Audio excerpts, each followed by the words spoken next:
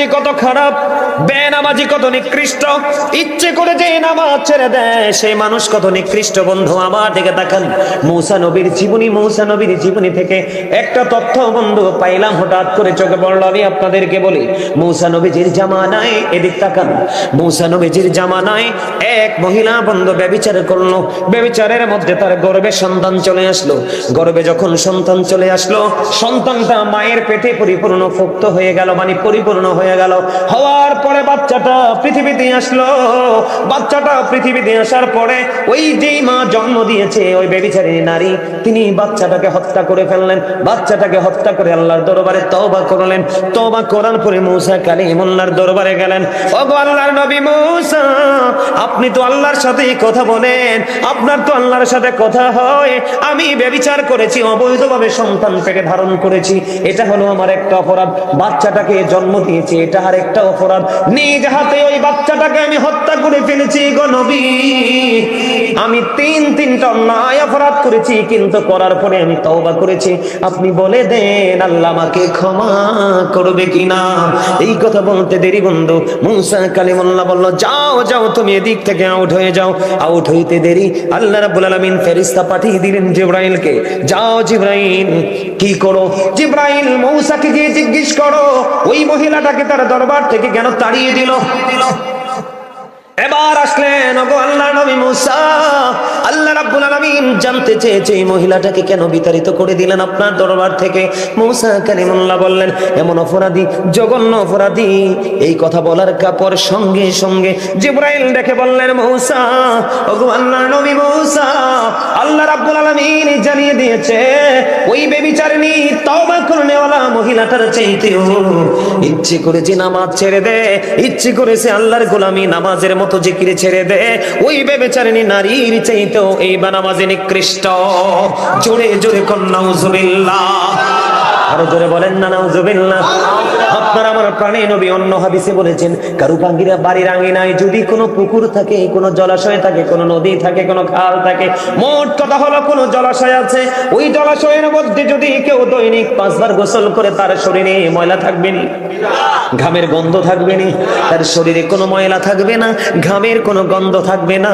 আপনার আমার প্রাণে নবী জানিয়ে দিয়েছে, একটা পুকুরে বা জলাশয়ে একটা মানুষ 5 বার গোসল করলে যেমন তার শরীরে কোনো ময়লা থাকবে না, ও বন্ধু তেমনি ভাবে আল্লাহর পাগল গোলাম যদি দৈনিক 5 ওয়াক্ত নামাজ পড়তে পারে, তার আমলনামায় কোনো গুনাহ থাকবে না। আর জোরে কন্যা সুবহানাল্লাহ, আর একটু মহব্বতে সুবহানাল্লাহ। কিন্তু আপনারা জান্নাতের মেহমান, এটা কিন্তু আপনাদের জন্য রাতে কি হয়? ডিনার হয়, কি হয়? এইটা যদি সকালে হতো ব্রেকফাস্ট হতো, যদি দুপুরে হতো তাহলে লাঞ্চ হতো। যেহেতু রাতে এসেছেন আপনারা জান্নাতের মেহমান হিসাবে, রাতের ডিনার, এই জন্য এগুলো বেশি বেশি করে বন্ধ করবেন। জুড়ে জুড়ে কন্যা সুবহানাল্লাহ। উম্মতকে বাঁচানোর জন্য, মানে আমাদেরকে বাঁচানোর জন্য ঈসা নবীর জামানায় একটুখানি ঢুকলাম। কোন জামানায়? ঈসা রুহুল্লাহর জামানায় বন্ধু। উনি একদিনে আঁকা বাঁকা মেঠো পথে হেঁটে হেঁটে যায়। যাওয়ার সময় তিনি দেখতে পাইলেন একটা পাখি কি করতেছে, নিজে নিজে তার শরীরটাকে ধুলাবালিতে দোসর করে নিচ্ছে, ময়লা করে নিচ্ছে। এখান থেকে গিয়ে তিনি জলাশয়ের মধ্যে গাটা পরিষ্কার করছে। ভিজা শরীরে কিন্তু বালু বেশি লাগে। এবার একবার তিনি ধৌত করছে, আরেকবার তিনি তার শরীরটাকে ধুলাবালিতে দোসর করে ময়লা করছে। এইভাবে করে করে 5 বার বন্ধ করলো পাখিটা। তখন ঈসা রুহুল্লাহ চিন্তা করতেছে, কি আশ্চর্য ধরনের ব্যাপার, কি অদ্ভুত আচরণ। এবার তিনি চিন্তা করতেছে এটা কি।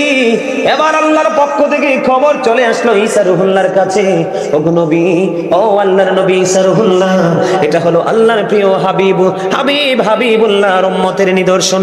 কেমন নিদর্শন আমাকে জানাও। ওই নিদর্শন হলো এই যে এই পাখিটা ধুলোবালি লাগাচ্ছে তার শরীরে, এটা হলো তার ময়লা। গোসল করার পরে পরিষ্কার হয়ে একবারে কি হয়ে যায়? সুন্দর হয়ে যায়, বডি অত্যন্ত গ্লেজি হয়ে যায়, কথা বলেন না কেন, অত্যন্ত সিল্ক হয়ে যায়। এবার ঈসা নবীকে দেখে বলে, ওগো নবী, আল্লাহর প্রিয় হাবিব, শ্রেষ্ঠ নবী, ইমামুল মুরসালিন, হাবিবুল্লাহর উম্মতগুলো গুনাহ যখন করবে তার আমলনামাটা ময়লা হয়ে যাবে। যখন তিনি নামাজে দাঁড়াবে, ওই নামাজে দাঁড়ানোর কারণে এই আমল ময়লাগুলো, গুনাহ নামক ময়লাগুলো আমলনামা থেকে কি হয়ে যাবে, দূর হয়ে যাবে। এটা হলো আখির নবীর উম্মতের নিদর্শন। গুনাহ করবে এটাই স্বাভাবিক, কারণ চিরশত্রু শয়তান আপনার আমার সঙ্গী। ইমানকে পরীক্ষার জন্য, আল্লাহ আমলকে পরীক্ষা করার জন্য পাঠিয়ে দিল বন্ধু। এই জন্য আপনাদেরকে খেয়াল করতে হবে। এক্সাম্পল দিয়েছি, এবার আপনারা আমার দিকে তাকান। আমার এখানেই শুধু ক্ষান্ত নয়, নামাজটা কেমন ভাবে পড়তে হবে। ইমাম বুখারী যখন নামাজ পড়তেছিলেন বন্ধু, ওনাকে বিষাক্ত ভেঙ্গুল পোকা একটা নয়, দুইটা নয়, 10টা কামড় দিয়েছে রে। নামাজ শেষ করে ফেললেন, ছাত্রকে বললেন, আমার জামাটা একটু উঠাও, আমি একটু দেখো আমার ভিতরে কে হয়েছে। ছাত্র জামা উঠাইয়া দেখলেন হুজুরের পিঠের মধ্যে 10টা ভেঙ্গুল পোকার কামড়। হুজুর, এত বিষাক্ত পোকা একটা দুইটা নয়, 10টা কামড় দিল গো, আপনি কেমন করে সহ্য করে নামাজ পড়লেন? ইমাম বুখারী উত্তর দিয়েছে, তোমরা জানো না, তুমি জানো না, নামাজ নামক জিকিরের মধ্যে কত মজা রে। ও বন্ধু, আসসালাতু মিরাজুল মুমিনিন, নামাজ হলো মুমিনদের জন্য মেরাজ। মিফতাহুল জান্নাতিস সালাহ, নামাজ জান্নাতের চাবি। ইমাম বুখারী ডাক দিয়ে বললেন, আমি যখন নামাজে দাঁড়িয়ে গেলাম, আমি যখন নামাজে দাঁড়িয়ে ওই মধুর কোরআন, আল্লাহর লৌহে মাহফুজের কোরআন, আল্লাহর রবিও বাণী কোরআন যখন আমি তেলাওয়াত করতে শুরু করলাম, আমার কাছে এত মধুর লাগছে রে, ওই বিঙ্গুল পোকার বিষ আমি অনুভবই করতে পারি নাই। জোরে জোরে কন্যা সুবহানাল্লাহ। বন্ধু, ওই পূর্বসূরি আইম্মায়ে কেরাম যারা ছিলেন, তাদের জীবনী যদি আপনি তালাশ না করেন, তাহলে আপনি নিজেকে অ্যাক্টিভ করতে পারবেন না, এক্সপেরিয়েন্স ম্যান হিসাবে প্রিপেয়ার করতে পারবেন না। আপনি কাজা গরিবে নামাজ, আমাদের পাশের দেশ হিন্দুস্তানে শুয়ে আছে, তিনি কম পক্ষে 40 বছর তিনি এশারের ওযু দিয়ে ফজরের নামাজ পড়েছে। জোরে জোরে কন্যা সুবহানাল্লাহ, আর জোরে বলেন না সুবহানাল্লাহ। বন্ধুরি আমার, আমার দিকে তাকান। নামাজ যদি আপনি নামাজের মতো পড়তে পারেন, এখন শীতের দিন কিনা, গাছের পাতা ঝরে ঝরে পড়ছে কিনা, এদিক তাকান, পড়বে কিনা। এখনো হয়তো পড়া শুরু হয় নাই, কিছুদিনের মধ্যে পড়া শুরু হবে। আমি আপনাদেরকে বলি, হযরত আবু যর রাদিয়াল্লাহু তাআলা আনহু থেকে হাদিস খানা বর্ণিত, আপনার আমার প্রাণের নবী তিনি কি করলেন, শীতের দিনে বন্ধ বের হলেন, বের হওয়ার পরে চাইয়া দেখলেন গাছের পাতাগুলো শীতের কারণে শুষ্ক হয়ে ঝরে ঝরে পড়ে। এটা দেখে তিনি এই গাছের ডাল ধরলেন, ধরার পরে আবু যরকে একটা ডাক দিলেন। আবু যর উত্তর দিলেন, লাব্বাইকা ইয়া রাসূলুল্লাহ। আবু যর যখন উত্তর দিল, ইয়া রাসূলুল্লাহ, আমি হাজির গো নবী, আমি হাজির। ও মনোহরপুরের মানুষ, ও আমার ভাই, আমার বাবা গো, আমি আমার মা বোনদেরকে বলছি, হৃদয়ের জানালা করে শোনো, কত প্রেমের খবর আমার নবী দিয়েছে রে। শুধু পৃথিবীর লোভ লালসা, পৃথিবীর টেনশনে আমরা তার সমস্ত জীবনের গুণাগুলি ঝরে পড়ে যাবে। জোরে জোরে কন্যা সুবহানাল্লাহ। তবে নামাজের সময় খেয়াল করতে হবে, মান সাল্লাল বারদাইনি দখালাল জান্নাহ। আমার নবীজি জানিয়ে দিয়েছে, যে ব্যক্তি শীতল সময়ের 2 ওয়াক্তের নামাজ পড়বে, শীতল সময়, ঠান্ডা সময়ের 2 ওয়াক্তের নামাজ পড়বে রে, তার জন্য বরাদ্দ জান্নাত, সে জান্নাতে থাকবে। হুজুর, ঠান্ডা সময়ের নামাজ 2টা কোনটা? একটা হলো আসরের নামাজ, আরেকটা হলো ফজরের নামাজ। জোরে জোরে কন্যা সুবহানাল্লাহ। বন্ধুরে আমার, এখনকার ছেলেরা বন্ধ ফরজ পড়ে মোনাজাত করে না, মোনাজাত করলেও সুন্নাত নফল পড়ে না, ঠিক না বেঠিক? কারণ তারা বন্ধু কাঠ মোল্লাদের কথা শুনে। কোন মোল্লা? কানে কানে কথা কইলে আমি ডরাই, বুঝছেন নি চাচা? কানে কানে কথা কোন চাইতো নাই, চলে গেলে কইয়েন ব্যাকে মিলি। ওয়াজটাকে খারাপ লাগে না মজা লাগে? আরে ধরে কোন মজা লাগে? মজা লাগে, হ্যাঁ? তাইলে একটা গজল গাই, নাইলে তো হক আদায় হইতো না। নবীর প্রেমটা আর ছোট্ট করে, ছোট্ট করে, একেবারে ছোট্ট করে পাইলে আমার সাথে পারলে সুর দিবেন, একটু পরে আবার আলোচনাটা করবো। আমার দৌড়াইতেছি দ্রুত গতিতে। নবী নবী বলে হায়, কেঁদে কেঁদে দিন যায়, পাইনি দিদার ঘমে, লাখ সালাম কুদুমি নবী, লাখ লাখো সালাম, সবাই নবী লাখো সবাই, মজা হয় না? নবী নবী বলে হায় কেঁদে কেঁদে দিন যায়, পাইনি দিদার ধমে, লাখো সালাম কদমি নবী লাখো সালাম কদমি। সোনার মদিনায় লুকিয়ে আছো গো, দেখতে না পাই নয়নে, ও গো দেখতে না পাই নয়নে, দয়ারি নজরে চাও, বলেন দয়ারি নজরে চাও, গোলামের দেখা দাও, ধন্য করো জনমে, লাখো সালাম কদমি নবী লাখো সালাম কদমি। মারহাবা, আরে ধরে এই নবীজি এত মজার খবরটি দিয়ে গেল, নবীর কদমে সালাম দেওয়ার লাগে না? এই কারণে একটু মনে হয়েছে গজলটা গাইলাম। আমি কিন্তু একজন রাইটার, আমার এই কইল যাবরা গজল অভাব নাই ভিতরে, কিন্তু আজকে গাইতে পারবো না। বন্ধুরে আমার দিকে তাকান, শীতের দিনের পাতার মতো যদি গুনাহ জড়ে যায়, তাহলে এই জিকির সারা দরকার না ধরা দরকার? আর ধরে বলেন কেমন ভাবে আপন করে ধরা দরকার, যেটা কল্পনাও বন্ধ করা যায় না, ঠিক কিনা বলেন? তবে আমার নবী বলেছেন শীতল সময়ে 2 ওয়াক্তের নামাজ ছেড়ো না, কারণ এই 2 ওয়াক্তের নামাজ আসর এবং ফজর যে পড়বে তার ঠিকানা হলো জান্নাত। মজার একটা খবর হলো বন্ধু, আপনার আমার জন্য মজার একটা খবর। আমার নবী বলেছেন, এদিক তাকান, ফরজ না সুন্নত নামাজ কি নামাজ? এখন কিন্তু আমার নবীকে অনেকে ছোট করে খাটো করে বন্ধু কথা বলে। নবীর সুন্নাত যদি আপনি আদায় করতে পারেন, হাদিস শরীফের মধ্যে এসেছে 12 রাকাত সুন্নাত নামাজ আছে 5 ওয়াক্তের মধ্যে। এই 12 রাকাত নামাজ যদি আপনি সঠিকভাবে পড়তে পারেন, আবার আল্লাহ আপনার জন্য স্পেশাল জান্নাতে ঘর বরাদ্দ রেখেছে। বলে হুজুর এই 12 রাকাত সুন্নাত নামাজ কোনটা? এদিক তাকান, ফজরের নামাজে ফরজের আগে 2 রাকাত সুন্নাত, জোহরের নামাজে বন্ধু প্রথম 4 রাকাত সুন্নাত, জামাতের পরে ফরজের পরে 2 রাকাত সুন্নাত, হয়ে গেল কত রাকাত? 8 রাকাত।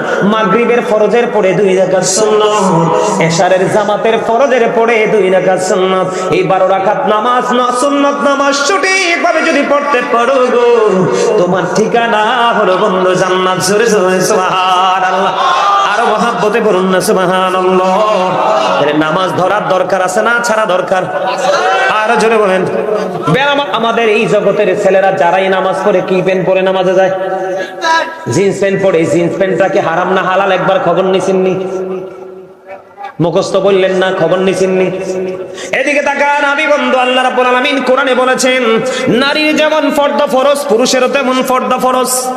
লিবাসুত তাকওয়া যালিকা খায়র, আল্লাহর কাছে সবচেয়ে উত্তম পোশাক হলো তাকওয়ার পোশাক।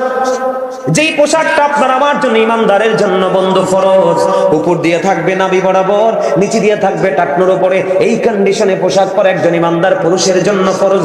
লুঙ্গি হোক, প্যান্ট হোক, পায়জামা হোক, ট্রাউজার হোক, যেটাই হোক বন্ধু। অনেক মুরব্বীরা দেখি রাস্তায় লুঙ্গি যখন পরে হাঁটে, মনে হয় যেন রাস্তা ঝাড়ু দিচ্ছে।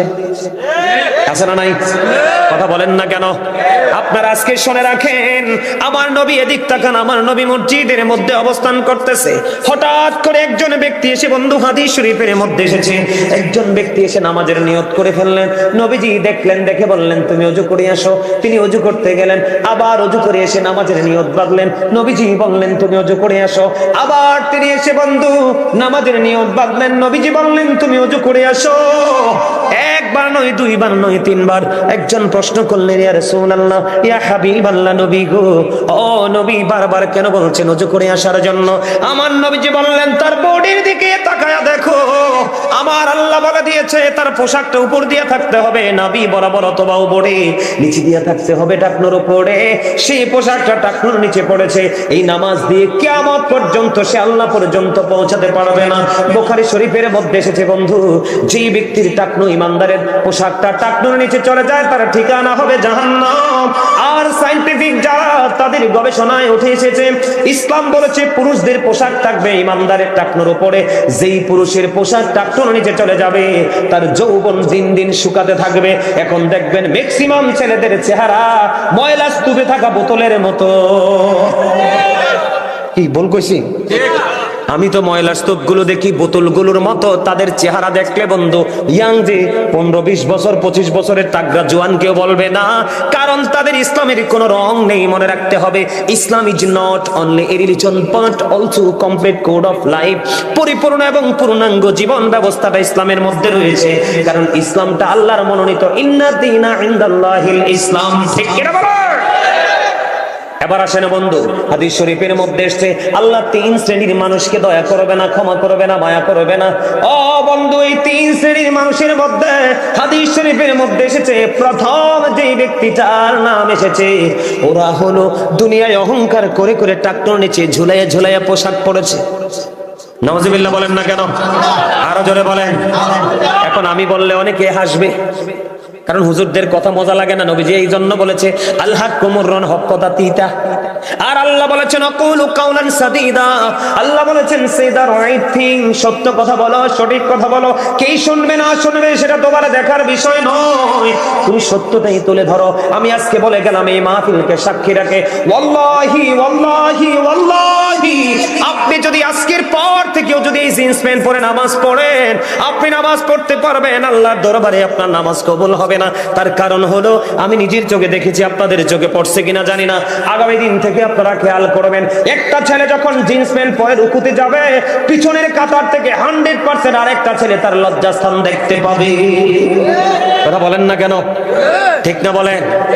এই জন্য নবীজি বলে দিয়েছেন লম্বা জামা পরে নামাজ পড়ো। আরেকটা হলো বন্ধু, জুম্মার দিনে অনেকে দেখি টকটকে লাল গেঞ্জি পরে যায়, টকটকে লাল পাঞ্জাবি পরে যায়, শার্ট পরে যায়। আল্লাহর হাবিবকে এক ব্যক্তি দুইটা সালাম দিয়েছে, নবীজি তার সালামের জবাব দেয়নি। কেন নবীজি তার সালামের জবাব দিলেন না? কারণ তার পরনে ছিল লাল টকটকে লাল রঙের 2টা জামা। আমার নবীজি বলে দিয়েছেন হাদিস শরীফের মধ্যে এসেছে, ইমানদার পুরুষের জন্য একেবারে টকটকে লাল জামা পরা মাকরুহে তাহরিমি, এটা হারামের অন্তর্ভুক্ত। জুড়ে জুড়ে কন্যা নাউজুবিল্লাহ। তাহলে আপনারা কি আমার কথা বুঝতে পারছেন? এবার আপনারা মনে মনে বলবেন, হুজুর আপনি ওয়াজ করে যান, আমরা জিন্স প্যান্ট পরা ছাড়বো না, নিচের দিক দিয়ে টাকনুর উপরে বটে তুলে ফেলবো, মেনে নিলাম। কিন্তু আল্লাহ তো শর্ত দিয়েছে আপনাকে 2টা। কয়টা? উপর দিয়ে থাকতে হবে নাভি বরাবর। আপনি হাজার চেষ্টা করলেও উপর দিয়ে নাভি বরাবর তোলা সম্ভব নয়, কারণ এটা জন্মই হয়েছে ছোট্ট হয়ে। কি হয়ে? ছোট্ট হয়ে জন্ম হয়েছে। প্যান্ট পরার অভ্যাস, অফিসিয়াল জব করেন, পিক বানায়া প্যান্ট পরবেন। বন্ধু আমি আপনাদেরকে মনে করাই দেই, মুসলমানের জন্য মুখের দুর্গন্ধ দূর করার জন্য নবীজি দিয়েছেন মেসওয়াক। বেঈমানেরা ব্রাশ আবিষ্কার করে মেসওয়াককে হত্যা করে ফেলেছে। মুসলমানের আনাচে কানাচে বাড়ি গড়েছিল ফুরকানিয়া মাদ্রাসা, বাচ্চারা মক্তবে যেত। বেঈমানেরা কৌশল করে কিন্ডারগার্টেন আপনার বাড়ির আঙিনায় ঢুকাইয়া ফুরকানিয়া মাদ্রাসাকে হত্যা করে ফেলেছে। কথা কন না কেন? আর আপনার ছেলেদের কাছে এই পোশাক কিন্তু ইহুদিদের আবিষ্কার।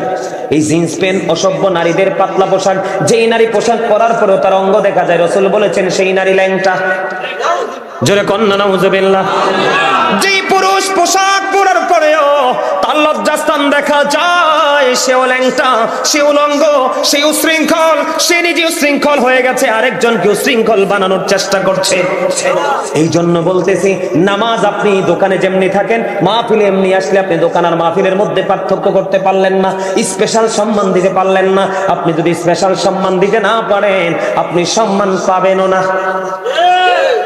আমি আজকে আপনাদেরকে বলে যাই, আজকের আলোচনা শুনে অসভ্য পোশাকটা ডিলিট করে দিবেন চিরদিনের জন্য। কিসের জন্য? চিরদিনের জন্য ডিলিট করে দিবেন। আমার নবী বলেছে, পৃথিবীর বুকে যদি তোমরা কোরআন হাদিসের বিধান মেনে পোশাক পরো, তোমাদেরকে কাল হাসুরের দিন আল্লাহ রাব্বুল আলামিন বিভিন্ন রকমের জান্নাতি পোশাক তোমাদের সামনে তুলে ধরবে। তোমরা যেটা মন চায় সেটাই তোমরা গ্রহণ করতে পারবে। আর যদি তুমি অহংকার করে করে অসভ্য পোশাক পরো, তোমার ঠিকানা হবে কোথায়? জাহান্নাম। কোথায়? দাদা ভাই আমারটা একটু ফাস্ট আছে, কটা বাজে দেখেন তো? 35 বাজে। আমার সময় আর বেশি নেই। তাহলে ওযু করতে হবে সঠিকভাবে। নামাজের ওয়াজ যেহেতু আরেকটা ওয়াজ করি, হযরতে সাদ বিন মুআয রাদিয়াল্লাহু তাআলা আনহুর ইন্তেকালের পরে তার জানাজায় 70,000 ফেরেশতা অংশগ্রহণ করেছে। কত হাজার?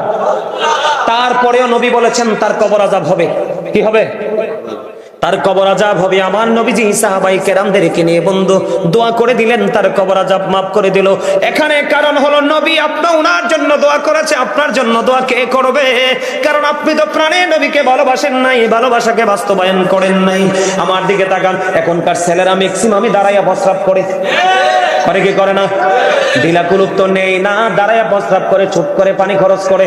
আজকে বলে দিয়ে যাই, তোমাদের পোশাক যেমন কলঙ্ক রয়েছে, তোমাদের পবিত্রতাও তেমন কলঙ্ক রয়েছে। বলে হুজুর কি বলতেছেন? হ্যাঁ, এই তুমি আজকে এতদিন তোমরা প্রস্রাব করার পরে যে এইভাবে পানি খরচ করতে, আজকে দেখে এইভাবে পানি খরচ করো না, এত তাড়াতাড়ি খরচ করো না। তোমরা কি করবে? আগের দিনের মতো নয়, আজকে প্রস্রাব করার পরে মাটি অথবা টিস্যু নিয়ে একটু হাঁটাহাঁটি করবে, আবার বসবে, একটু পরে দেখবা তোমাদের প্রস্রাব 2 ফোঁটা চলে আসছে। এই জন্য আপনাকে নামাজ পড়ার আগে, পবিত্র কাজ করার আগে, ভালো কাজ করার আগে পবিত্র হতে হবে, প্রস্রাবের দিকে খেয়াল রাখতে হবে। কারণ আমার নবী বলেছেন, সাদ বিন মুআয রাদিয়াল্লাহু তাআলা আনহুর জানাজায় এত আমল ছিল, তার জীবনে 70,000 ফেরেশতা অংশগ্রহণ করেছে, তারপরেও তার কবর আযাব হবে। হুজুর কেন কেন? আপনার আমার নবী বলেছেন, তিনি প্রস্রাব করার পরে ভালো করে পবিত্র হতো না। বুঝতে পারছেন না এবার? তাহলে হুট করে পানি খরচ করবেন না আজকে থেকে। এখনকার ডিজিটাল মোল্লারা কয় কিচ্ছু বলে লাগতো না, পানি দিয়ে প্রস্তাব করে পানি খরচ করলে চলবে না। এটা নবীর শিক্ষা নয়। বুঝতে পারছেন? এখন আপনাকে আমাকে যেতে হবে কোথায়? এখান থেকে শেষ করে কোথায় যেতে হবে? কবরে। কোথায়? কথা বলে না। কোথায় যেতে হবে? কবরে যাওয়া লাগবে কিনা? কবরের ভয় আসেনি? নবীজি বলেছেন, আল কবরু রাউজাতুম মির রিয়াদিল জান্নাতি আও হুফরাতুম মিন হুফারিন নার। কবরটা জান্নাতের একটা বাগান হবে, জাহান্নামের একটা গর্ত হবে। খেয়াল করেন, নেগেটিভ এন্ড পজিটিভ, আলো এবং আধার। আই কোরআন শরীফের 30 পারা সূরা ইনফিতর আল্লাহ বলেছেন, ওয়া ইদাল কুবুরু বুসিরাতু আলিমাত নাফসুম মা কদ্দামাত ওয়া আখরাত। জোরে জোরে বলুন আল্লাহু আকবার। আল্লাহ রাব্বুল আলামিন জানিয়ে দিয়েছে, ঠিক তাকান, কবরটা যখন ওপেন হয়ে যাবে, আপনি আমি পৃথিবীর মানুষ কে কি করেছে আর কি করেনি তার সামনে প্র্যাকটিক্যালি থাকবে। দাদা ভাই কি বলেন? এটা আপনি আমি দেখতে পাবো, জানতে পারবো। কি করতে পারবো? কি শেষ করে দিতাম? দেখতে পারবো, জানতে পারবো, ঠিক কিনা বলেন? এটা কে বলেছেন? আরো যারা বলেন না, কে বলেছেন? আপনার মনের ঘরে যা আছে এগুলো পর্যন্ত প্রকাশ হবে। কি করবেন সেদিন? এই আমার দিকে তাকান। আমি নেগেটিভ পজিটিভ ছোট্ট করে একটা হাদিস আপনাদেরকে শোনাই। মুমিন যখন কবরে যাবে সে প্রশ্নের উত্তর দিতে পারবে। কি করতে পারবে? মুমিন যখন কবরে যাবে বন্ধু, প্রশ্নের উত্তর দিয়ে দিবে। বিশেষ করে নবী কি যদি চিনতে না পারে সে কখনোই সাকসেস নয়। আমার নবী সম্পর্কে প্রশ্ন করা হবে, উত্তরটা দিয়ে দিবে। দিয়ে দিতে দেরি রে, গায়েব থেকে আওয়াজ আসবে, আমার ওই বান্দার কবরটাকে নূরে নূরান্বিত করে দাও। ইমানদারের কবর কার কবর? কথা বলেন। নূরের আলোতে আলোকিত হয়ে যাবে। ইমানদারের কবরটা দৈর্ঘ্যে এবং প্রস্থে, হাদিস শরীফের মধ্যে এসেছে, দৈর্ঘ্যে এবং প্রস্থে 70 গুণ প্রশস্ত হয়ে যাবে। দৈর্ঘ্য এবং প্রস্থে 70 গুণ প্রশস্ত হয়ে যাবে। এখন মুমিন যে, সে তো দেখতেছে তার বিবি, বাল বাচ্চা, সন্তান সবাই কান্দে। ওই যে দুইজন ফেরেশতা এসেছে বন্ধু, তাদেরকে বলবে আমাকে একটু পৃথিবীতে যেতে দাও, পৃথিবীতে যেতে দাও। কয় কেন কেন? কয় আমার আপন স্বজন সবদি কান্দে, তাদের সাথে কথা বলার জন্য যাব। এবার হাদিস শরীফের মধ্যে সে যে ফেরেশতারা বলবে না না না, তুমি আর যেতে পারবা না, তুমি নতুন পরের মতো ঘুমায়া যাও। জোরে জোরে বলেন সুবহানাল্লাহ। হাদিস শরীফটা আমি একাধিকবার দেখেছি। কার মতো? বর শব্দটা আসছে এখানে। কি শব্দটা? চোর হোক, ডাকাত হোক, গুন্ডা হোক, বদমাশ হোক, যেদিন সে বর সেজে আসে সেদিন কিন্তু পুরো আয়োজনের মধ্যে সে সিল, তাকে কিন্তু সবাই অন্যরকম ভাবে অনার করে, ঠিক না বেটি? ফেরেশতারা বলবে তুমি নতুন বরের মতো ঘুমিয়ে যাও। কতক্ষণ ঘুমাবো?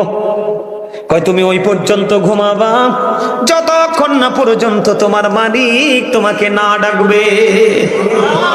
এখানে আল্লাহর কোরআন বুখারী শরীফ সূরা বাকারার মধ্যে এসেছে। এক দিক দিয়ে হাদিসে পাইলাম মুমিনের কবর দৈর্ঘ্যে প্রস্থে 70 গুণ প্রশস্ত হয়ে যাবে, নূরের আলোয় আলোকিত হয়ে যাবে। ও বন্ধু, জান্নাতের নাজ নিয়ামত তার জন্য বরাদ্দ হয়ে যাবে। আল্লাহ কোরআনে বলেছেন ইনদা রাব্বিহিম ইউরযাকুন। আল্লাহ রাব্বুল আলামিন আল্লাহর ওই প্রিয় বান্দাগুলোর জন্য আল্লাহ জান্নাতি খাবার বরাদ্দ দিয়েছে। জোরে কন্না সুবহানাল্লাহ। জান্নাতীরা খাইবে, আনন্দ করবে, ফুর্তি করবে, মজা করবে, কিন্তু প্রস্রাবও নাই, পায়খানাও নাই, ঢেকুরের সাথে বিলীন হয়ে যাবে। সুবহানাল্লাহ কয় না? আর আমি আপনাকে বলি মুনাফিক, আমার নবীজি বলেছেন believers love the profit, hypocrites don't love the profit. আমার নবীজি বলেছেন ঈমানদাররা আমি নবীকে ভালোবাসবে, মুনাফিকরা আমি নবীকে ভালোবাসবে না। আল্লাহ কোরআনে ওয়াজ করতেছেন ইন্নাল মুনাফিকিনা ফিদ দারকিল আসফালি মিনান নার। আল্লাহ বলেছেন the hypocrites will be in the lowest place of hell. Allah বলেছেন মুনাফিকরা জাহান্নামের একবারে সর্বনিম্ন স্তরে থাকবে, লোকাল প্লেস। এখন মুনাফিকের কবরে কি হইব দেখেন না। এখন আমাদের মধ্যে দেখেন না নবী সম্পর্কে বা বিভিন্ন বিষয়ে কথা কইলে কয় হেতারা যেটা কয় আমি ওইটা কই, ব্যক্তিগত কোনো মতামত নাই, আছে না নাই?